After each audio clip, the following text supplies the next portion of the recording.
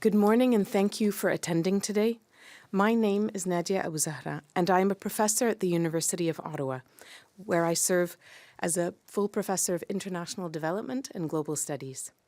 I am here today as a representative of Palestinian Students and Scholars at Risk, PSSAR, the primary organization in Canada assisting students in Gaza with navigating university applications and visa processes. Today, we are joined by Taha Ghayyur, the Executive Director of Justice for All Canada. We are also joined by Professor Nahla Abdo, professor at Carleton University, and by Nir Hagigi, a representative of Independent Jewish Voices Ottawa. Each speaker will share brief remarks, after which we will open the floor for questions. For members of the media, we kindly request that you email info@pssar.org with your contact information so we can share updates and follow-up materials regarding this important issue. I now invite Taha Ghayyur to share his remarks.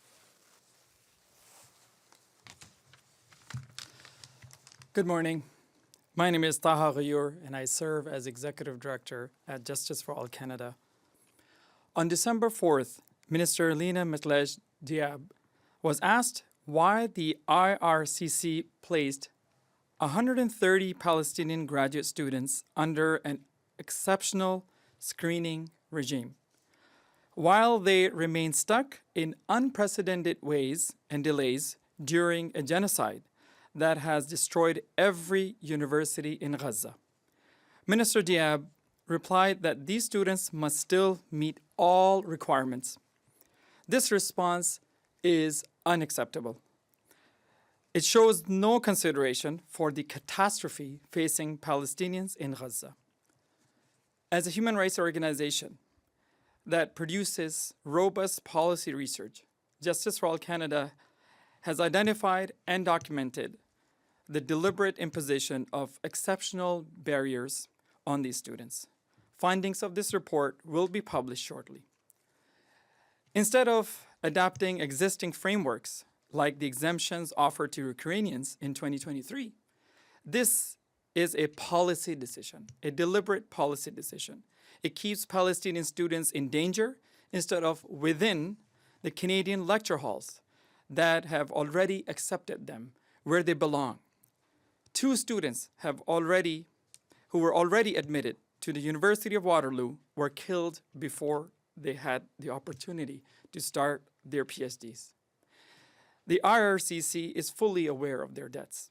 Today, we remind the minister that the duty of Canadian government to protect civilians facing mass atrocity is non-negotiable. Despite having the capacity and mechanisms to assist, the Canadian government is not applying international legal protections. The minister has the authority to waive biometrics, but has declined to do so. Meanwhile, Canada's allies evacuated and cleared hundreds of students. Within 2 weeks of acceptance, Canada must also meet this standard. We gather today to ask why these protections are offered to other deserving students in similar circumstances, but not to Palestinian students. Numerous human rights groups, humanitarian organizations, legal and genocide experts have already confirmed an active genocide with a case pending at the ICJ, and arrest warrants issued by the ICC. This is a travesty of human life that genocide scholars describe as an ejuscide. Yet, IRCC continues to withhold available measures such as evacuations, expedited processing, biometric waivers, and more. Under the Immigration and Refugee Protection Act, IRPA, the minister can waive biometrics when collection is impossible. Canada used this same authority just 2 years ago to let Ukrainian students complete biometrics upon arrival.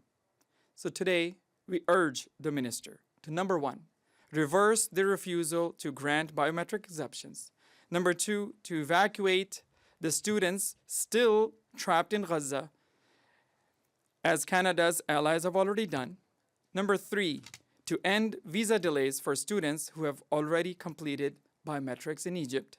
And number 4, restore Gaza students access to the 2-week priority processing offered to PhD applicants. We call on the Government of Canada to be consistent in its response. Otherwise, it is a clear double standard. Thank you. Now I invite Dr. Nahla Abdo to the stage. Good afternoon. My name is Nahla Abdo. I'm a Chancellor's Professor, and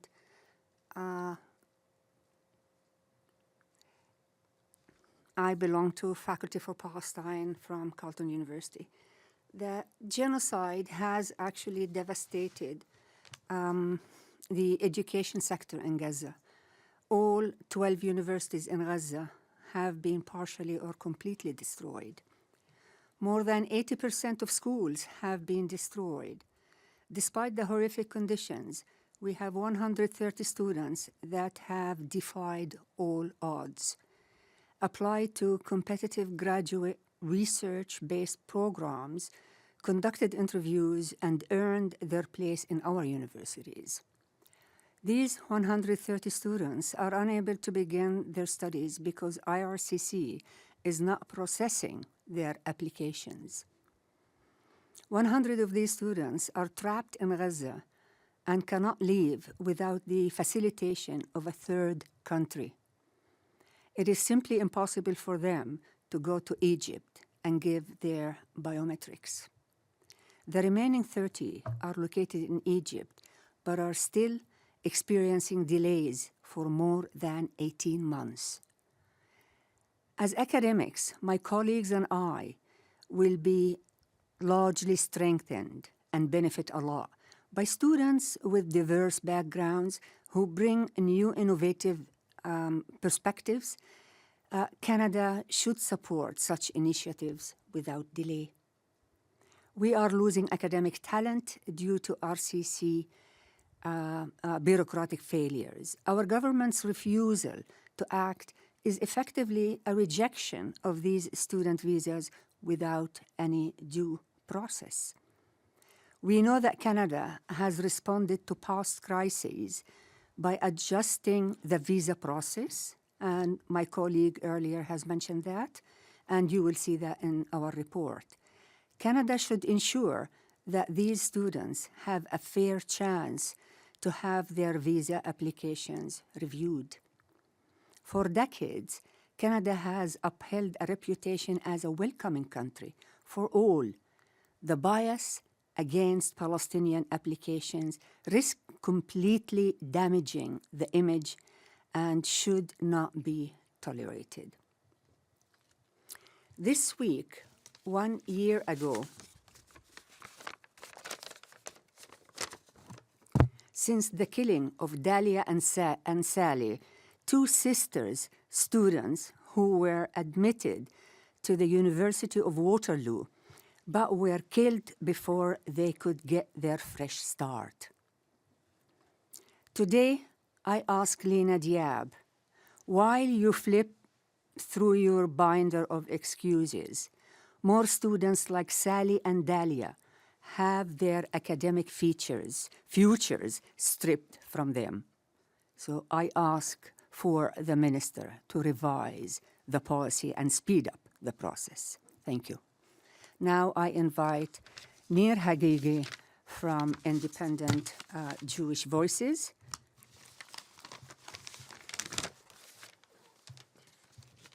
Good morning, everyone. My name is Nir Hagigi. I'm here on behalf of Independent Jewish Voices Canada. We're a national grassroots organization representing thousands of Jews and allies across the country.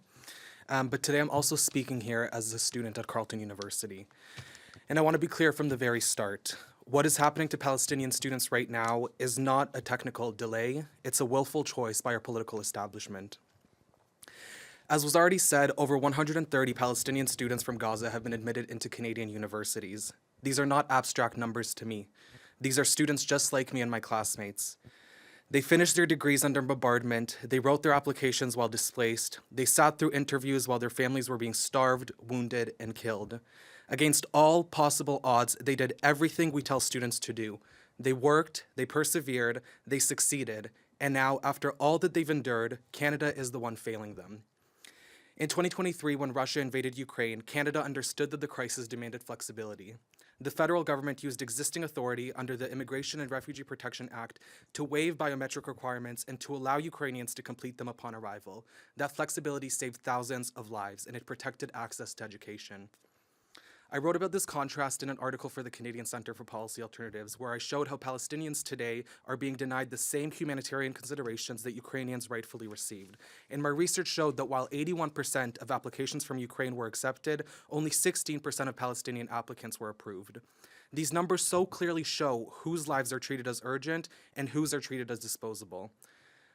I'm also speaking today as a global studies student at Carleton University. Every single week, my classmates and I walk into lecture halls and talk about genocide prevention. We debate international law. We analyze case studies of state violence, displacement, and border regimes. But at the exact same time, students who are supposed to be sitting beside us, students who earned their way into our universities, are trapped behind walls of paperwork, delay, and political indifference. For us, human rights are discussed in classrooms, but for them, human rights determine whether they live or die. Canada has an opportunity to turn these values into action, and right now, they are refusing. This is the Islamic University of Gaza, or rather, this was the Islamic University of Gaza. This was a place where students studied for exams, where professors taught, where futures were being built. One of my dearest professors at Carleton, Dr. Nadia Abu Zahra, worked and taught at this university before coming to Canada. He knew the students and professors that walked these halls. Now it's rubbles. Libraries are gone, laboratories are gone, lecture halls are gone, and yet even after their universities have been erased from the face of this earth, Palestinian students are still being told to meet impossible requirements. That is not neutrality, that is cruelty. What makes this even more painful is the Canadian academic community is ready. Professors like Dr. Abdo and Dr. Abu Zahra are ready. The funding is ready. The campuses are ready. We, the students, are ready to welcome these students into our communities and to support them. Every single barrier that still stands is being upheld by this government's inaction. Canada cannot claim to defend education, human rights, and equality while actively blocking Palestinian students from safety, from research, and from futures that they have already earned. These students have done everything that was asked of them under conditions no student should ever have to endure, and now it's Canada's responsibility to do the same. Thank you.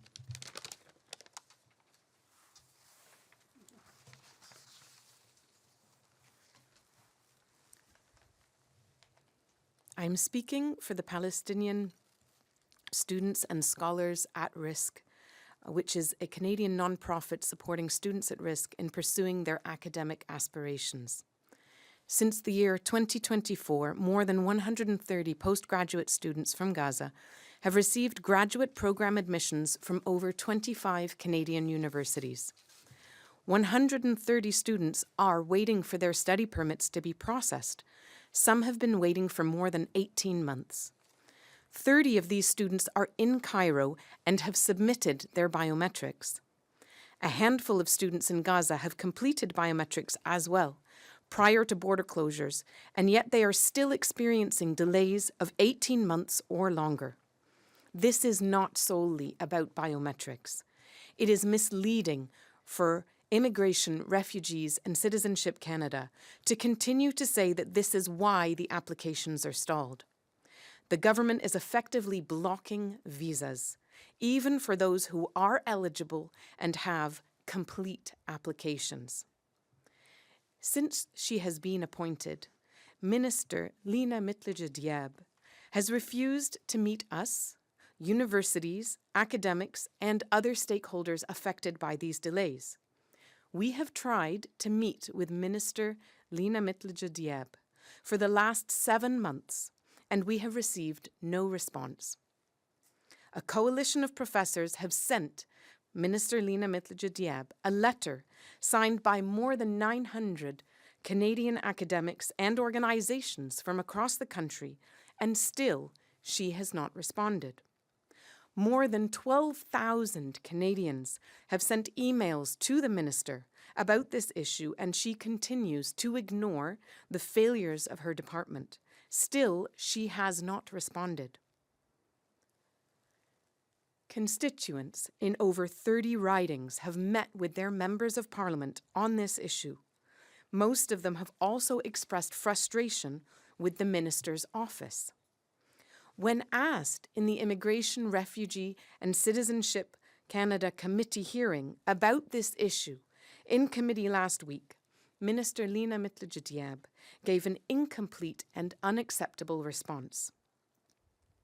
The minister stated that students in Gaza need to apply like any other international student, no exceptions, and admission to a Canadian university does not mean you are eligible for a visa.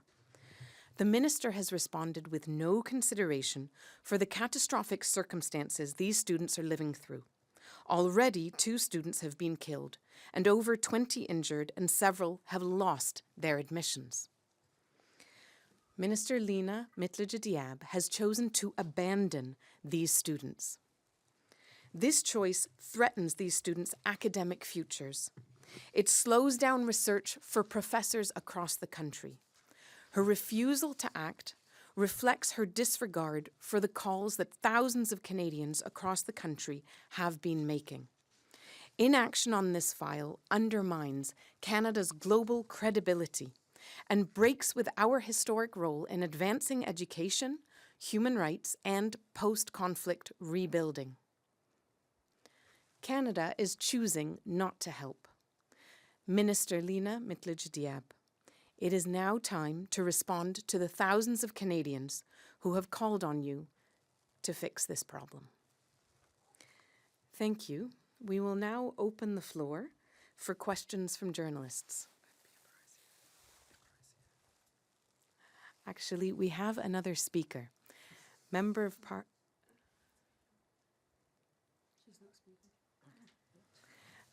Member of Parliament Iqra Khalid is here with us to speak. Thank you very much. My name is Iqra Khalid. I'm the Member of Parliament in Mississauga, Erin Mills. It gives me great courage and a moment of strength, actually, to stand before you today, along with some really great advocates in our community. Look, I understand the concerns and the challenges that Canada is facing with immigration policies and the recalibration that we've had to do. But ultimately, I think that there is a synergy, a collaborative point that we can utilize to not only uphold and make sure that our immigration systems are working effectively, but at the same time to ensure that we are attracting talent from all over the world, from people that are disenfranchised, from people that really could use that next level of opportunity, that new life that young people, including Palestinians, are really searching for. So I will be having conversations with IRCC, with advocates on this issue, and I'm hopeful that we can find a just and a responsible solution to ensure that as we are rebuilding parts of the world, including Palestine, that we are doing so in a responsible manner and that we are living up to the expectations that Canada has from across the world. Canada is known for its human rights. Canada is known for its compassion and its consideration. And Canada needs that young talent. So I think that we can be finding solutions together as we work together. Thank you. Questions? Yes. I'm Dave Baxter here with the with the Canadian Press. I was talking with Minister Diab earlier this morning. Just asked her about the lack of evacuations on this issue, where we've seen other countries like France bringing this forward. And essentially, she said it's beyond just what IRCC can do alone. They have to work with other branches of government. Just what do you all make of this response from the minister? Look, I think that, as I said in my remarks, it is a really difficult position to be in, to find that right balance. And I think the more that we talk to each other, the more that we departments-wise come together and find those concrete solutions, the better we will be able to serve not just Canadians, but also fulfill our Canadian responsibilities internationally as well.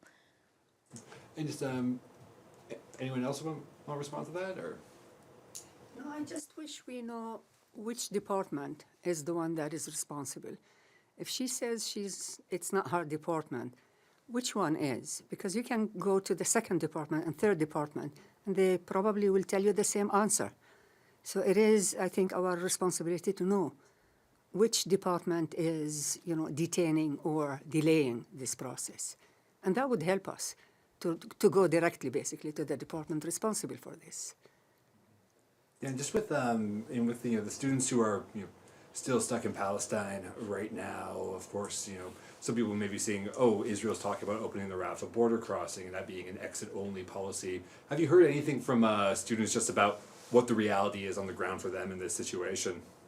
Israel is not opening the borders. Israel is opening one way only for people from Gaza to get out and never come back again. So it's not really opening borders. The same thing with recently today, I think, they opened the borders from Jordan in order to bring in, some food. But it could have done that for the longest time. Israel allowed much of the food to be stolen or, kept aside and not delivered to the children, to the starving children in Gaza. So the point is Israel is not doing what it should be doing as the person responsible for the genocide.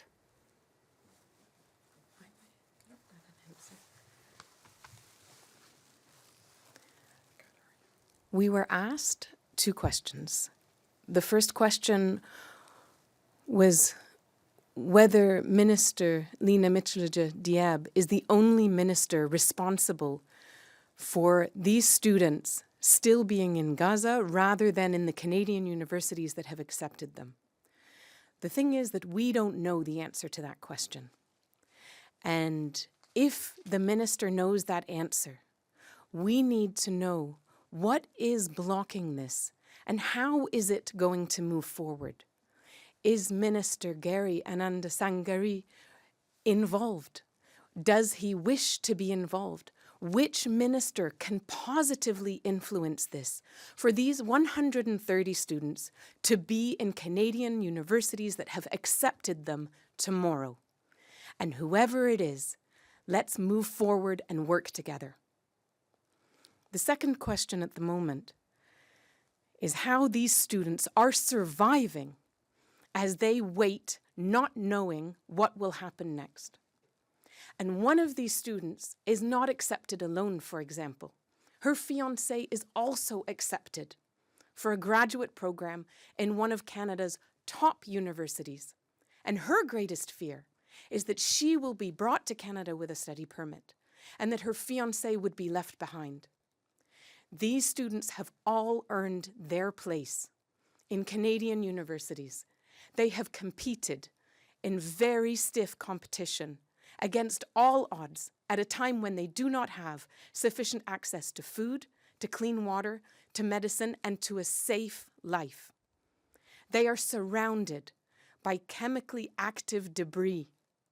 They are surrounded by drones overhead that threaten their lives, and their response has been to create a documentary about their lives, has been to work with a professor at the University of Calgary and write a report about how refugees worldwide can contribute to engineering solutions, that they are not only beneficiaries, but they are agents of change, positive change. They are innovators, and they are bright, and they want to contribute to a better future, not only for themselves, but for others as well. And so they are surviving against all odds. They are creative and they are innovative and they are the future for their society and for the world. They know that they can still have hope. And as long as they see us standing here right now, they know they still have hope. But Canada cannot close the door to them forever.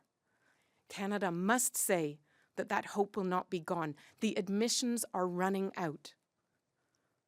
We should not have to ask them to reapply over again to be admitted to the universities that have accepted them. And we don't want them to lose their chance. We don't want them to be killed. We want them to be here. Thank you.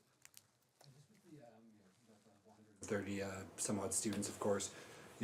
Different admissions are going to look different institution to institution, but when we were talking with some reps from the PSSAR earlier this year, they're saying some are at definite risk of losing their placement just because these research projects they've been accepted to help out on they have to go ahead one way or another. About how many of the 130 would you say are in imminent risk of losing their placements? I don't have a precise, actually, I might.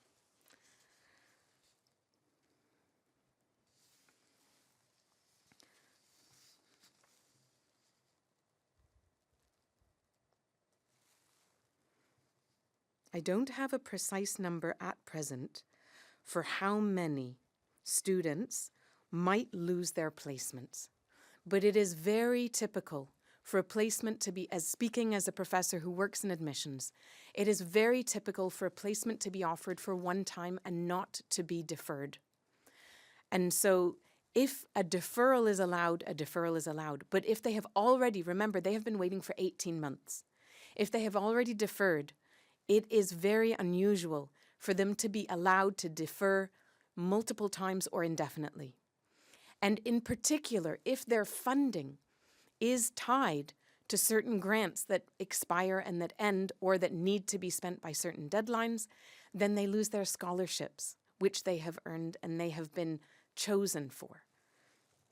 Meanwhile, the professors who have asked them to come lose their top students and their top choices.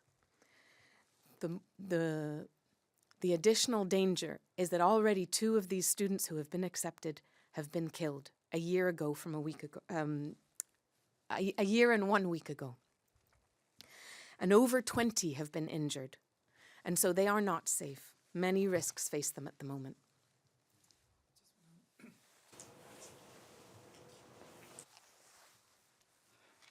Just responding to your first question, I think it's very irresponsible for the minister to even suggest something like this.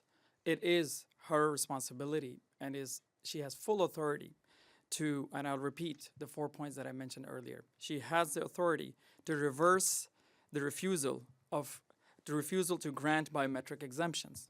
She has the authority to evacuate the students still trapped in Gaza, as Canada's allies have already done.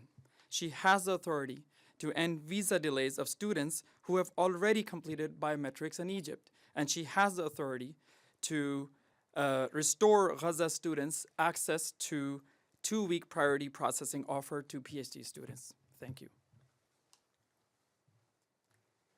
Of the 130 students actually that were accepted here, 30 students are already in Egypt, and they have been there for almost 2 years now, for more than 18 months, and they haven't been, approved yet. So I'm not sure what is the issue here. So it's not just Gaza students in Gaza, but Gazan students also in Egypt are not being accepted or given, the official acceptance. Thank you. That's all the time we had. This concludes the press conference. Merci. Ça conclut cette conférence de presse.